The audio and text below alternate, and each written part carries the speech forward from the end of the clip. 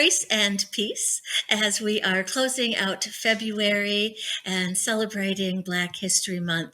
We are spending just a little bit of time talking about those African Americans who have made a difference in the life of faith. And for me, in particular, this is someone I knew, and he made a huge difference in my life of faith.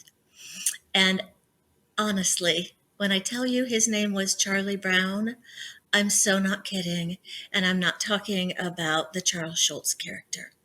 So, Charlie Brown was an African American gentleman who lived on the south side of St. Louis, and that's where I grew up.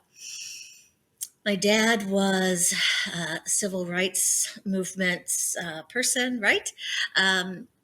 But what my dad knew was that when he was doing anything that was social activism, that was a limited perspective to be a white preacher in a, south side of the city. So anything Dad was trying to do, he always got together with his friend Charlie.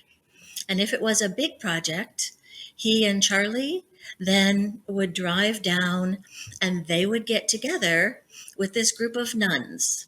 And what I didn't realize at the time, of course, was that I was learning how to do that kind of activism and to make a difference that way. But I learned, right? Ecclesiastes 4, it's better to have a partner than to go it alone, to share the work. And if one falls down, the other helps. And then moving to verse 12, by yourself, you're unprotected, but with a friend, you can face the worst. Can you round up a third? The 3-stranded rope isn't easily snapped. I learned from watching my dad and Charlie and this group of nuns how vital it is to make sure that you always are including the perspective of others. That theology, that reality,